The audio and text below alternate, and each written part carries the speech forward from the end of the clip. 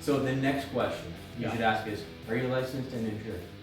Well, you need to be licensed to be able to pull building permits in the city of Edmonton. So if you're not licensed and you're operating as a builder, you're either doing it cash under the table somehow. I don't know who's pulling your permits. You're not going to get very far. I guess your first red flag if you hired a builder that wasn't licensed would be the fact that the city hasn't been by to inspect. Because the city will not do an inspection without a building permit. Yeah.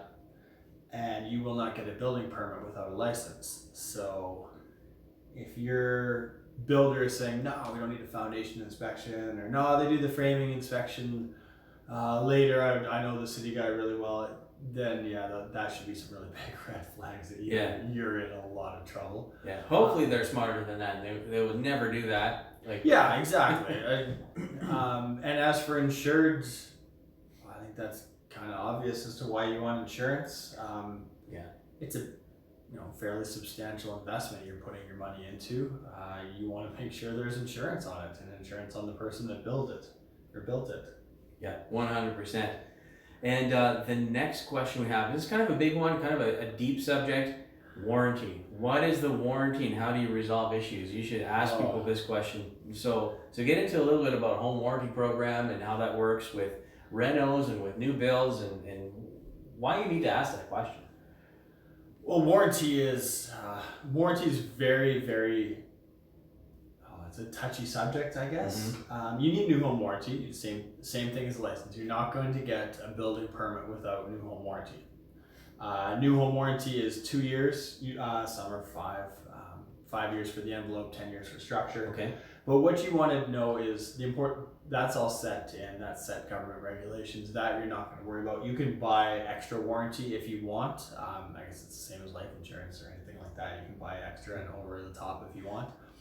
But what you want to know is, if my floor starts squeaking in 6 months, how are you going to deal with that?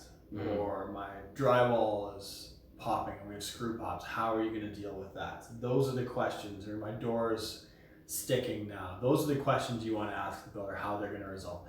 The larger major issues, they're covered by new home warranty. So those you don't have to worry, my house starts caving in or something like that, heaven forbid.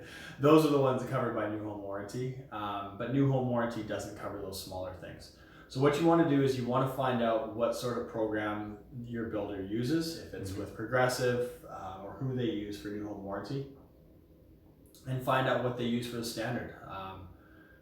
Progressive New Home Warranty has a very big binder, I guess the PDF, as to what's acceptable. Are you arm's distance away from the wall? If you can see the drywall deficiencies from that distance under normal light, then yes, it's a deficiency. No, you cannot get your nose up to the drywall with a high-powered light and show me the dimples in the drywall, because there are going to be those everywhere. Same thing with nicks in the floor. Like, if you can stand there and you can see nicks in the floor, that's an issue that should be resolved obviously prior to moving in. You're going to get them afterwards. But no, you cannot crawl around on your hands and knees with a flashlight and try and find a nick in the floor. That's just not what's not industry standard. And so you want to have access to those before, so that you have those issues resolved. But you want to know what type of service they have. Back to the question, I guess, is, are they coming after 3 months, 6 months, 12 months? Right. When are they fixing drywall cracks? When do they fix the door? What's considered an emergency, and how do you deal with the emergencies? Like, ruptured pipe or something like that. We've had it on a house that I've managed where the finisher shot a finishing nail into the PEX water line. The nail sealed off the hole in the water line, so there was no hole, no leak, nothing like that. As soon as the nail started to rust over time, the nail rusted, pressure from the water shot the rusty nail out, and all of a sudden we have water leaking down the wall. That's issues that you need to resolve right away. If you have a squeak in the floor, that is not a 2 a.m. phone call. I do get those. Oh my goodness. But yeah, that's what you want to do, is you want to find out how they're going to deal with the issues. Perfect.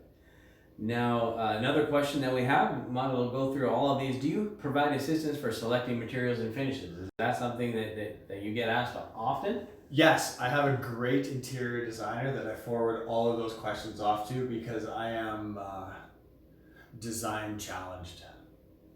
Yeah.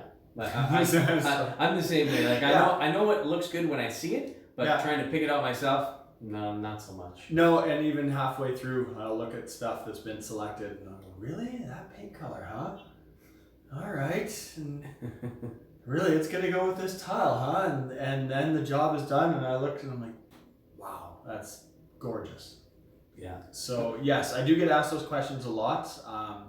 Personally, when I'm planning out a budget for a house, I work in an interior designer into the budget so that I can sit them down with an interior designer and they can go through and they can pick out absolutely everything, because the last thing you want is a very well built ugly house. Because it's not going to burn, it's not going to fall down, you can't get away with rebuilding it for any reason than that. Just gotta walk around with all the lights off in the house so you don't have to look at it. I have tried to pick colors before and we ended up repainting the house halfway through construction before anyone else got to see it. So I do get asked those questions, and that's the same response that I tell the homeowners. Is I have a really good interior designer. She does amazing work. Perfect. The next question that you should ask is what's included, what's not included in the contract. Yes. Every project is different. Every customer wants different input into the house, and that needs to be discussed beforehand with your project manager. Some people just want a house built, spec house built. They're going to list it and sell it, or they're going to rent it and they just want builder grade and everything. In which case the builder goes, it's going to cost you a little bit more, because the builder's going to have to pick lighting, they're going to have to pick flooring, colors, everything like that. Or at least get the interior designer on a budget to pick that kind of stuff. Other stuff, if you're building it for a homeowner, they're going to want to do an electrical walkthrough. Yeah. Where are my switches going? Where are my plugs going? Where do you want the TV? We're going to need a plug here. So that's going to be a requirement on the homeowner. I send the homeowners out to pick out light fixtures most of the time, for the same reason that I don't pick out colors. Stuff like that. And same thing with the exterior finishes. Like, what do you want on the outside? Like, yes, we've priced and spec'd stone, but there's a lot of different stone out there. Yeah. So a lot of that kind of stuff is going to fall onto the homeowner, and you just need to know ahead of time what's expected. Some homeowners want more involvement than others, and you just need to know ahead of time so that everyone's on the same page when you start moving forward. Awesome. And the last question that I have for you, Andrew, is or that you should ask a builder is how long is it going to take to complete the project? You should always have that as a question, because well, if you don't set a date, you're gonna hit it. If you don't have an end date, I can guarantee you're gonna hit that. You're not gonna have an end date. You're not gonna have an end date. So it's gonna be a project that never ends. You should have a completion date, and you should understand that even the absolute best builders will run into issues. If it's minus 30 and you're at exterior stage and it's minus 30 for 2 weeks, you're going to be behind. Even the best builders run into that. Same thing with the wonderful rain. If it rains for 3 weeks straight, no groundworks is happening. Yeah, there's going to be problems. It's going to delay you. So you are going to have you should have a schedule for your project, but understand that it's flexible up to a certain stage. Once you're on the inside, everything on the outside is done, your builder should be able to give you 45-day heads up as to when completion is and when you can start moving in. The other thing is if you're renting or you're living with in-laws, you're going to want to know, and they're going to want to know, when are you moving out of my basement? Yes.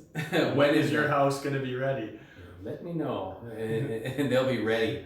Otherwise, the father-in-law is going to become your worst nightmare on site. When are you getting them out of my basement? And he'll show up with a tool belt, and he'll volunteer his time to get them out of there faster. Yeah, guaranteed. And he'll actually slow the project down, which is detrimental to his cause.